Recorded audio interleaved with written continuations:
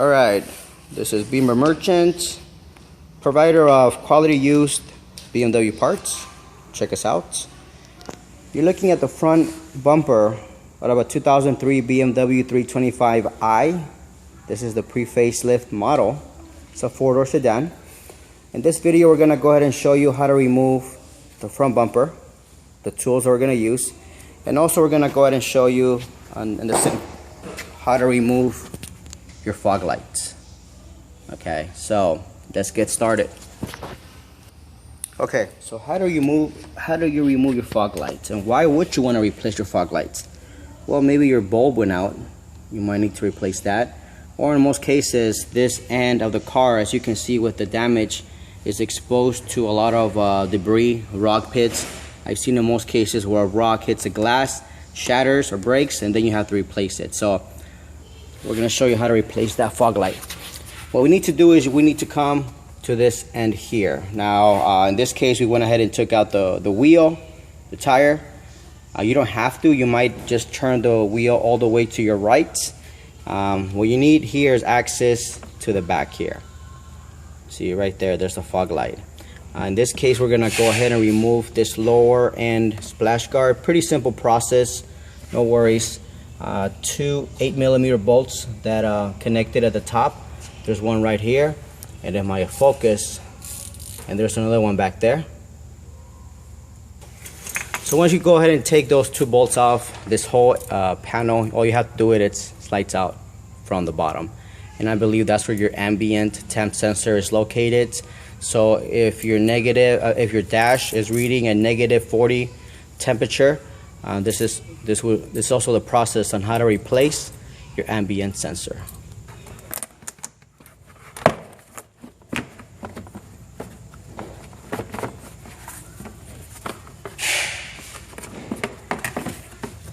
Okay, as you can see that side right there, slide it out. You might need to go under there to guide it out, but that's what comes out. Once you take this off, put it out of the way, and just be careful not to break the cable. This is your ambient temp sensor. Just take that out. Okay, in this case we just went ahead and disconnected the cable from the sensor. Okay, so pretty much removing this here is one of the challenging parts once you have access to your fog light. It's a pretty simple process. You need to go ahead and get a Phillips screwdriver and remove 3 screws. There's one screw here, there's another one back here as you can see it, and then there's another one on the bottom. Once you go ahead and take those screws off, you can, and of course disconnect the harness, you can go ahead and pull the fog light out. Just be careful, don't drop it. It's a little dirty under here, so make sure you wear your dirty clothes. If you can, wear some gloves too. Okay, we're ready to remove the last bolts.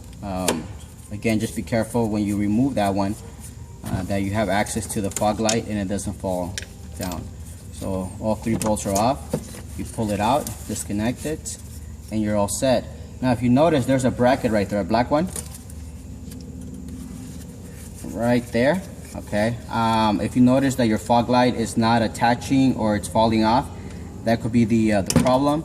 And if that's the problem, then your whole bumper is the problem, because that bracket attaches to the whole frame of the bumper there.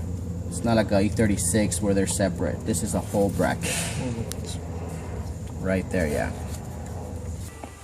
Okay, went ahead and took them off. This is the left, this is the right, but while we were comparing them, we noticed that they are interchangeable.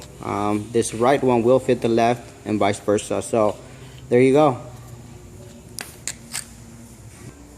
Alright, now we're going to go ahead and conclude this video by showing you how to remove the bumper. Pretty simple process. I'm in the driver's side. If you look in the bottom here, you'll see some plastic grids. Go ahead and push it in, slide it out. Okay, do this on the driver's side and on the passenger side.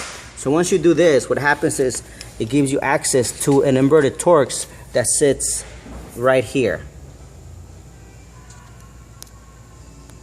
Let me just clarify. I don't know if I mentioned that this was the driver, but it's not. This is the passenger side. Okay, I'm sure you guys caught it. You didn't need me to rephrase it. And that's the driver's side. So now we're gonna go ahead and get the inverted torques ready. Okay, the inverted torques that you'll be using, or that you'll need, looks like this, and it's the E12. Come on, camera. There you go, E12. Go ahead and stick it under here. Get a ratchet. Start turning. Okay, the trim you have to remove looks like this. Very easy to remove and very easy to slide it back on. As you can see at the end right here, there's like a little it slides into the groove right there when you want to install it back. Okay, that's how that bolt looks, and that's how the we use the ratchet and extension E12, and this is how the bolt looks. Give you another look. Okay, so that was the driver's side. Let's go ahead and take the passenger side. This is how it sits. Right about here.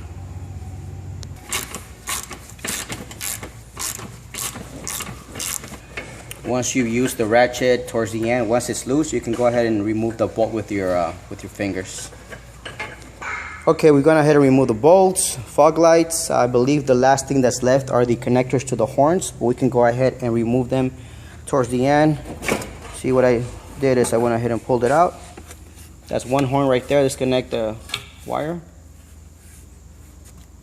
Another wire right there is connected. And there you go. That's how you remove the front bumper out of a sedan pre-facelift BMW model. As you can see, the brackets on the side, they slide in here. So if you had an accident and you need to replace your bumper, most likely you're gonna have to replace this bracket as well here. And you might also need to replace the shock along with the whole radiator supports. Okay, another different look. You see, this is how the bolt is right here. This top end with the threads. And this is where the top end thread area screws into it. This is how the back end of the bumper looks like. Of course, you got these horns right here.